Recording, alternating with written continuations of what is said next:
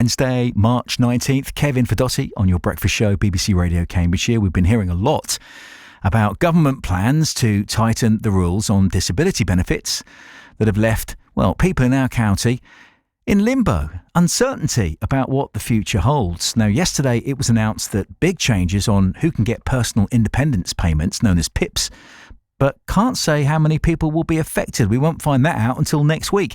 The Pension Secretary Liz Kendall told MPs it's needed to fix a broken system. The consequences of this failure are there for all to see. Millions of people who could work, trapped on benefits, denied the income, hope, dignity and self-respect that we know good work brings. And taxpayers paying millions more on the costs of failure, with spending on working age sickness and disability benefits up 20 billion since the pandemic. Now, that's the Pension Secretary Liz Kendall. The Conservative MP for Huntingdon, Ben Obsi-Jekti, asked what impact the changes would have on injured members of the armed forces who are currently claiming PIP. What assessment has the Secretary of State made of the potential impact upon injured service personnel claiming the personal independence payment as an interim measure whilst their compensation claims are processed prior to the awarding of the Armed Forces Independence Payment? And will the Armed Forces Independence Payment also be in scope of these changes? Lots of information to try and digest and take in. Let's speak to Liz Owen, who founded Access in St Neots. Tell us a little bit about Access, Liz.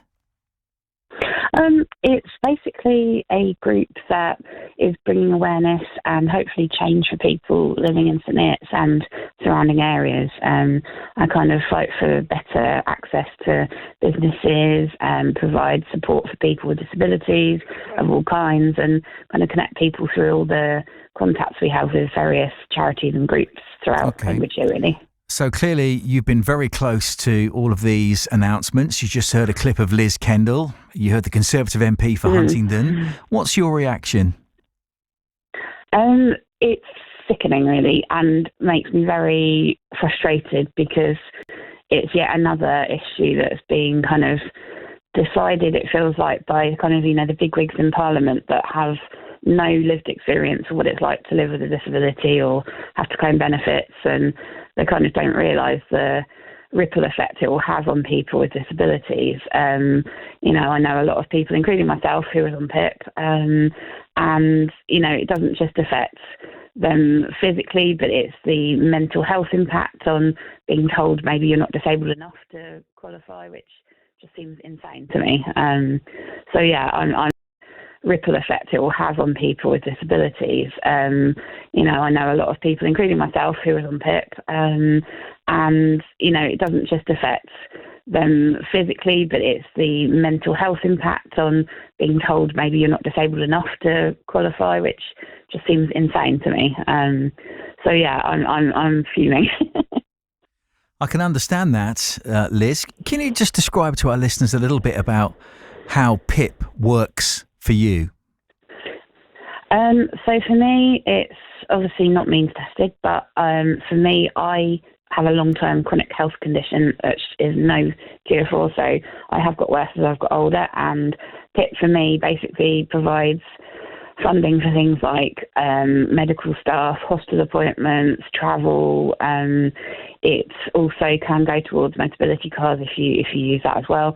I don't, but it's a lifeline, because without that I would not be able to do half of the things I can do. And also, it's even itself, you have to prove at every step that you're disabled enough to get it, which obviously does weed out people who really, really need it and people who might not need it. But from experience, every couple of years you have to kind of get reassessed. And for me, it took over a year for them this year for me to basically resubmit everything and prove that I was still disabled and I still, nothing had changed. And that was crazy because, they have a lot of information. Yeah. That must be a pretty tough thing to have to do, like every single year, proving how disabled you are to be able to get the money that you're due. Absolutely. And they kind of are very, very strict, as we've heard, obviously. And For me personally, it means sending in copies of hospital letters, test results, all these kind of things, just to kind of make sure they're really fully aware of how much I go through every few years. It's like what you have to fill in is like a book, and many people, whether they're applying for the first time or reapplying, find it kind of mentally exhausting trying to, prove. You're asked a question and then you have to prove why you're affected by it, and that kind of thing. And it's exhausting, and also it reminds you of how ill you are, and it's not particularly nice sometimes to read through your hospital notes, and it's tricky. Yeah, I can understand that fully. A couple of things to mention. The Motability Scheme, that's come in for quite a lot of criticism in recent days for being too easy to get a car through. How would you react to that criticism? I don't think any of the kind of benefits for disabled people are easy to get. I mean, I don't have Motability myself, but I know many people who really rely on it. And the scheme itself, for me, if it's easy, then I'd like to know how easy they found it, because I originally did look into it, and I'd still have to pay over at least £1,000 just to get anything assessed, because I'd need extra adaptations for myself, things like ramps and hoists and things. But it's definitely not easy. Like with PIP, I mean, I know they're saying obviously that it's weeding out people who easily get it, but it's such a rigorous process of questions. I don't see how you can cheat the system that easily. Can we ask about your wheelchair that you use? How much did your wheelchair cost? Well, I get it through NHS wheelchair services, so I haven't had to pay for it, luckily. But I did, again, have to go through assessments and things that have to come from medical providers. So they have to ask doctors and consultants on, my conditions, because, again, like with PIP, the people judging you aren't medically trained.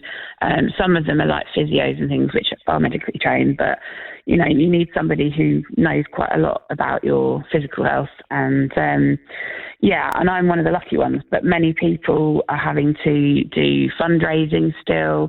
They don't qualify under the NHS guidelines, which is NHS England who set them out, which obviously they're under possibly getting dissolved, as I've heard in the news. And that's scary too, because people I know with, a disability that may vary day to day, one day could be completely bedridden, the next could maybe just about walk to the bathroom or the kitchen, are told, sorry, you don't qualify because you could walk a little bit, which is still insane to me. I'm very lucky with my wheelchair, but there are probably millions of people that are really struggling, whether they can't afford to get one or whether they're, having to fundraise. And these chairs are costing, thousands, especially powered wheelchairs like my one.